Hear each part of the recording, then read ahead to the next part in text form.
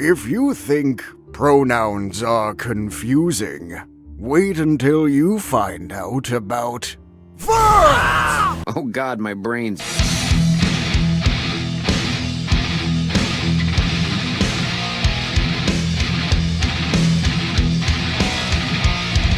As the first new intellectual property developed by Bethesda Game Studios in 25 years, or so it says on their Wikipedia page, which is impressive given that Bethesda Game Studios have only existed for 22 years, this title was released almost exactly 30 months after Bethesda Softworks were purchased by Microsoft. Starfield is a game that was released with supreme amounts of hype, a game that had an average of 83.083333333, you get the idea, percent in reviews, and a minimum reported players on launch day of 6,230,000 players, and reaching 10 million players by the end of the first fortnight. It seemed good at launch, and I bought it. Well, I would have bought it, but it ended up on Game Pass, so I played it there. But the hype really was there. I would have bought it. So what we should do now is look at, was it worth all the hype?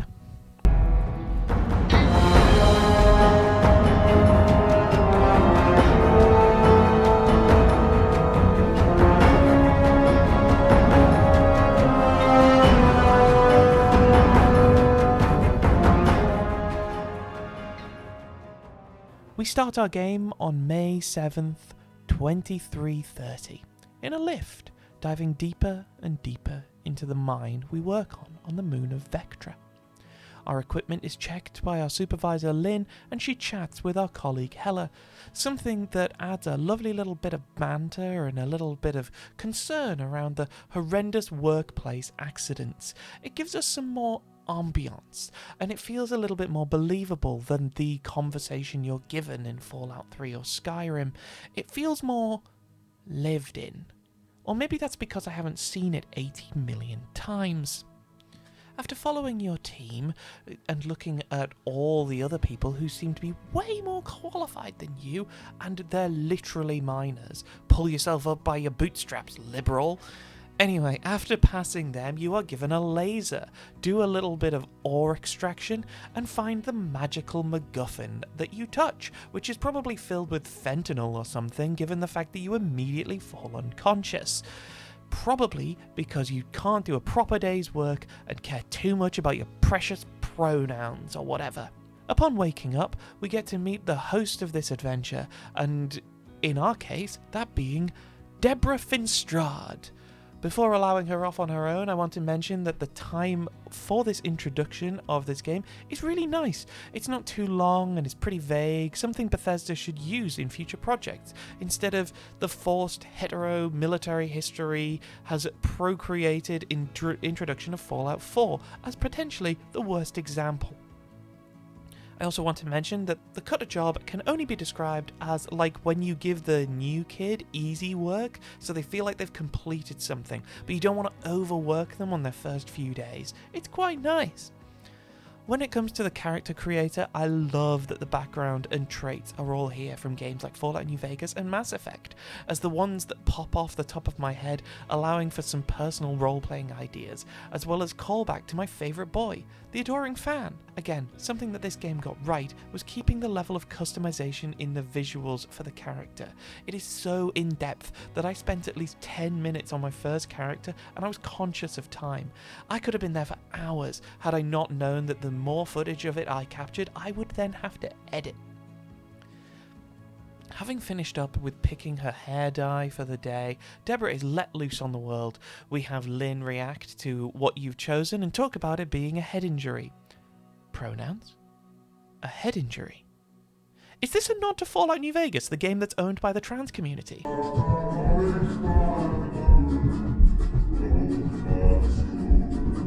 With spurs jingling and jangling as they go, we go to hand in our mystery rock over to the client after robbing my old workplace of everything that has not been nailed down, and having a bit of a crouch and jump around. I took a minute to be able to put on my helmet, as the menu is a bit of a weird choice and the changes to some of the controls are close enough to other Bethesda titles, but also different enough that makes it really hard to remember. Stepping out of the airlock and going to meet the client who wants the magic MacGuffin that we touched, the client Barrett chit-chats with our supervisor Lynn, then wants to talk to us about our fentanyl trip. No sooner is the trade about to go down, we are attacked by the Crimson Fleet, and here we get to try combat. The crouch controls, being more like Call of Duty-esque, but not fully committing to it, makes it a little difficult to get used to. The guns don't quite have the punch that Fallout 4 did, and I'll be honest, they all just feel very pedestrian in how they're designed. We're in space. You could literally do anything, and you just have regular pistols and rifles. Seems like a missed opportunity. Once all that's completed, and we have, without mercy or refrain, killed a bunch of space pirates like it was nothing, Barrett hands us a watch, the keys to his spaceship, and stays on the moon as we go to talk to the guys at Constellation, a mystery organization we are yet to meet, to discuss our new space drug. Holy shit. A black guy named Barrett, and there's a gunfight? Is this a Final Fantasy VII reference? On our little journey, we are accompanied by Vasco, who I will say is a lot of fun as a character. He does say some dark stuff at times, like being surprised you woke up at any one time. He's nowhere near as characterized as previous robot companions like Codsworth, Edie, Ada, or Sergeant RL3, but he does a job, doesn't he? Taking off, we get a nice little cutscene and get to learn how to fly the ship we've just been loaned. It also takes some time getting used to, but is pretty good in means of controlling a vehicle, especially since this engine has only really had horseback riding as the main vehicle you can use. It's not as good as No Man's Sky by a good margin, as that was very user-friendly, but I suppose given all the other options this game has, it's fairly good, or at least passable. We must next plot our course and head to our destination. This is a system I really don't like, as we have to navigate out of the planet and then from there find the point that we land on, and you have to scan every planet before you can land. To compare this with No Man's Sky, that game's landing by your own volition is not an option. You need to fast travel to see the cutscene to land, and the same is done for taking off. I feel more like some of this could have been avoided, with some of the choices being made to sacrifice some graphics perhaps, or the size of it on my Xbox, and maybe just get some file optimization. That might be a good idea.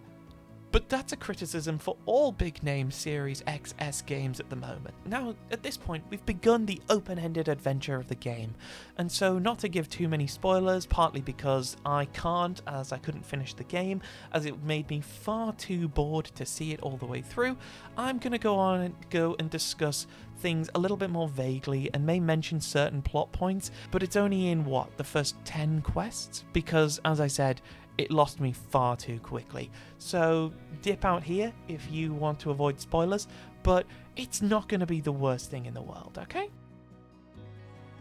This game also features a pretty major crafting system, which has a lot of depth, but seems to lose some of the benefits of things like Fallout 4's, where when you made a mod for a weapon or one you found that had a mod you could remove on it, even though you didn't have the knowledge to build one from scratch, you could just stick it on the other weapon with no resources. That's fine. However, Starfield seems to have had so many parts, so you need to have the components and the skill points dedicated to it, and those skill points come after you have completed a challenge to have the privilege of adding a skill point to. It feels like a system that just needs slimming down. At maximum, have 2 out of 3. This is where they want you to sink loads of time into the game, and where loads of players will say after 200 hours it gets really, really good. An idea that to me seems like hopeless padding, where your game is as deep as an ocean but only in small areas, and the rest of it, the time, it's a mere puddle, kind of like an overflowing drain, or that scene with the puddle in Vicar of Dibley. Just because part of it's deep doesn't mean that it all is, nor does it mean that you could stick your arm all the way to the elbow and think that that's a good idea. While on the topic of weapons, Starfield has an annoying system with the weapons and ammo. There are various weapons that you can gain access to quite early, and instead of making the ammo expensive to balance it or something, nope, that would be too thought through. The ammo just does not exist. So being given the M1 911 by your dad at Constellation, both of these we will cover later, is basically pointless within a few minutes of use. There are hundreds of ways you could have worked around this, and Bethesda just doesn't bother. Speaking of mechanics that wanted to be deeper and ended up feeling like reinventing the wheel, lockpicking minigames are something that everyone is bored of now. I mean, BioShock knew people would hate it and allowed people to pay past it, which is why it worked to discuss the overarching theme of how capitalism and its demand for endless growth is a terrible idea. Fallout had this weird system so consistently that it roped Skyrim into it, and that one's just annoying after a while. Oblivion and ESO had a design that was different, but Oblivion also had spells that let you just move straight past this minigame. And Fallout usually put a terminal so you could use that minigame instead if you preferred it, but maybe just don't lob everything full of minigames. Assassin's Creed 3 and Black Ops Cold War had other systems that seemed to be more about pressure and jimmying the lock. Bully had combinations. Starfield has a digipick, which looks a lot like a shutdown lightsaber hilt, and unlike Fallout 4, these items go into your junk pocket, so sometimes you can accidentally sell all of your lockpicks. The digipick in practice have a weird puzzle format in which you have to visualize if there are enough of the pins to press in with your current, as I'm going to call it now, pick pool, like a dice pool. That is shown up and to the right of the lock that you are currently picking. This is a system where if you get it wrong, you need to destroy one of your digipicks, a resource that honestly became so strangely scarce. So, to explain how to do this in a way that doesn't make me look like a madwoman, you need to, when you go to use a lockpick minigame, mentally spin each of the pin pool images and make it so that none of them overlap and you get all the pins down. I'm someone who used to love a lot of weird image puzzles while I was a child. I was really good at them. However, I hate this system with a burning passion. With such a terrible design, which is made for clearly one person's type of thinking and far from accessible, if it was true for most games in the industry, H-Bomber Guy's point of praise for Deus Ex 1's removing of these unnecessary minigames is strikingly true here. All hacking minigames are bad, even when they're good. The Deus Ex team didn't forget to add a hacking minigame, they chose not to make hacking a repetitive chore. Every one of these minigames wastes way more of your precious human time on Earth than Deus Ex ever did. By the end of any of these games, you're begging to be able to just press a button and wait a few seconds to hack something. If we had used that game's system of it being just a skill number you up and then you just unlock it with a press, that would be a brilliant system. However, I feel like these minigames are necessary for Bethsoft now because they want to build an RPG for the person whose role is, I don't want to miss anything in the game ever, no matter what has to happen and what has to change. And it kills a lot of the experiences. The plainest example I have is Skyrim removing the unlock spells that were in Oblivion. But a lot of quests not locking after certain things, like for example Fallout New Vegas, you can't see every ending if you make just one character. It's a difficult process. As we are talking about mechanics, the speech system was at least a nice change of pace from Fallout 3, Fallout 4 and Skyrim, where you can mess up a couple of times and bring it back around by reassuring someone just by picking the tone. It's almost a little more reminiscent of Oblivion's Speechcraft minigame, stripped down, but also not being totally the worst thing for it. The next thing I should probably chat about is some of the locations and constellations' homeworld of New Atlantis. It seems like a good place to start. It has a very Mass Effect aesthetic like that of the Citadel that we all know and love. It's a nice vibe, but it can feel a little sterile, no matter how lovable the trash robots are. On an additional note, this just happens to be where our parents live now. What luck! I mean, how were you to know that you would just be picked up during your low-paying mining job and they would just happen to move into the same planet as your new employers in what might be the capital city of this section of the galaxy? It's a bit of an issue in my eyes, because at least with them living somewhere else, that would have given me more reason to explore the galaxies and look around, but that might have distracted me too long from getting on with the main story, as a lot of these games seem to want you to just get over. Anyway, without thinking of how weird it is that we are just stumbling into the town your parents now live in, without mentioning it before, meeting with them is a fun and silly thing that is a nice reflection on the traits you picked earlier. However, it is shockingly weird that you don't have access to a lot more by having this trait, like say a cooking station and such things in their apartment. As an additional thought, don't you think that there could be, I don't know, a little bit more variation in the families? I mean, it's a sci-fi environment, and adoption is a thing now, let alone when we're sending people to space every 45 minutes. I mean, Mass Effect allowed for interspecies stuff, and this game being nothing more than humans is just a little vanilla for my orc-marrying, Khajiit kid wanting, cyberdog adopting ass. When you interact with these in-game parents, you start to notice these interactions do get the classic Bethesda NPC talking moments that I personally find hilarious and yet also horrifically eerie. I knew where it was, top shelf of the pantry, but it's not there anymore. Flamenco. How do you expect me to know where anything is if you Flamenco. keep moving them all the time? Or we could do salsa. The activity will do you good. Oh, yes. Anything.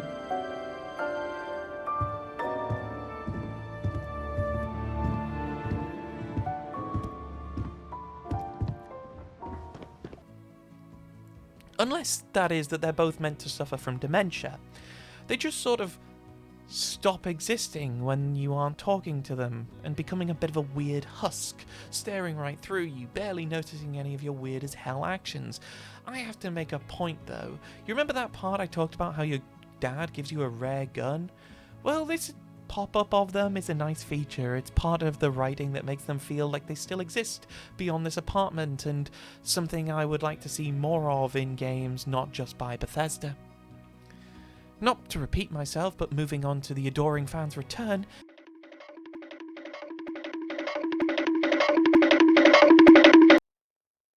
he's also here in New Atlantis. Isn't that oddly convenient? The first location that you have to visit following your choices of creating a character and selecting your traits, all their payoff is right here. This is that we wanted it for the E3 trailer timescaling, like the Deathclaw in less than an hour problem in Fallout 4. The character of the Adoring Fan is amazing. I honestly love him. He has hallucinations he tells you about. He believes you're the best thing ever, and may or may not be a crack fiend. The fact that he has no romance options and dialogue is a disappointment, because I wanted to hear an attempt at sexy dialogue in that tone of voice. And I do have to accept this, however, as the power imbalances would have been way too gross. I mean, this isn't a game made by Ubisoft or Activision Blizzard. The lodge, the actual direct home of Constellation, is built with a lot of wood to make it feel like a cabin, and is filled with a lot of very well-off types. It's nice, but it feels kind of odd when you kind of pair it with the rest of the town. My first interaction with it reminded me of the first time looking upon Skyhaven Temple in Oblivion, and it got so much mileage of that from me by just tapping into that part of my brain. However, there are a number of additional issues when you get past the immediate flair. First off, you can't open the bookcases, which drives me insane. Just fill it with automated level lists like you do the Skyrim's Arcanium, Todd. It's not that big of a deal. I mean, the limited books and clutter in each room do not seem to give off an idea of who is who or anything more than they are a member of Constellation and nothing else. They don't have character in the environments they choose to live in. If you choose to look in each of your friends' living spaces, they would have something different in the layout or the furniture choice, no matter how close their personalities are. Unless you have those friends who only own those weird Instagram show homes that have no soul to them, and then I wonder why you're watching my videos. I literally share no common values with you. In this location, we learn that Constellation is deemed an investment, which should be a jarring experience to anybody when we've had creations like Star Trek showing us what we could try, and that nobody else seems interested in, especially as it pushes something in your subconscious that your efforts are, no matter what you do, boiling down to numbers on a graph for a bottom line. And I don't know, maybe it's the lefty in me, but that kind of ruins it. When you get over the horrific existential crisis, you get to meet Sarah, who looks like some kind of cross-cloning of Kira from Solo and Helen Mirren, which would make them a perfect woman as directed by science. Although aesthetically a nice person to spend time with, Helen Kieran has a weird attitude that reflects the previously mentioned existential weirdness about Constellation as a venture. When on Mars, she can be heard asking why people don't just travel the galaxy. And honestly, this spikes me with the soul of a Nepo baby energy, and she's never had a real job. So I feel like I should mention as well that I experienced this in a quest called Red Tape. A quest where you get some really interesting elements, where you have to complete an actual job application, which is an annoying step that I'm not sure if I think is funny for its absurd tedium. A nightmarish experience of trying to land on Deimos space station, mainly because ship controls like this were done by No Man's Sky earlier and way better, even in the broken launch version. You meet an executive who isn't paying his taxes, because of course he isn't, and Sarah for some reason has no issue about this. You have the power to approve all the requests and make sure that the people on Mars have more paid time off, because, well, if you've ever watched my content, you know why I'm like this. A conspiracy where you meet Hank, who is basically just a jackass dickhead because he has a rubbish working environment, and because people are mean to him because he's just being bad at his job. His response? Oh, just steal a bunch of necessary equipment and let all the other workers get fired because they haven't worked hard enough. While you're working your way through this convoluted, weird quest, however, Sarah seems shocked that someone who did this exact job mere days prior, maximum, would want to ensure that these people, just like them and their ex-colleagues, have better equipment, pay, and holidays. Like some kind of Matty Healy's Tory Arc cosplayer. Anyway, as we come to a close, I wanted to highlight that it has a lot of those Bethsoft staples, the ability to quick save, commit an act of domestic terror, an over-encumbrance system that if you play literally any other brand of RPG, like say Final Fantasy, this will drive you insane incredibly quickly. A maximum inventory for your ships to just make all matters worse, when it could have just been a moving settlement. I mean, in Oblivion and Skyrim, there's no carry weight on horses, and we know it's the same engine. We know we could have done it. Also, to mention settlements, the shipbuilding aspect is way more an unnecessarily complicated way of building this type of thing. There's some fun zero-gravity sections that don't get enough focus, something that we have experienced before in Fallout 3 Mothership Data, as well as when you could do some degree of fighting when swimming in Oblivion.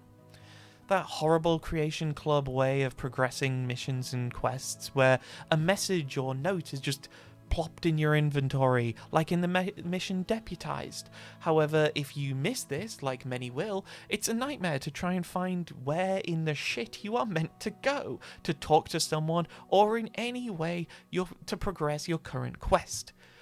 However, it is so vague here that I had to watch a YouTube video walkthrough as to know where to look in the menus. There's the fact that you, the player, have to do everything like fly your ship.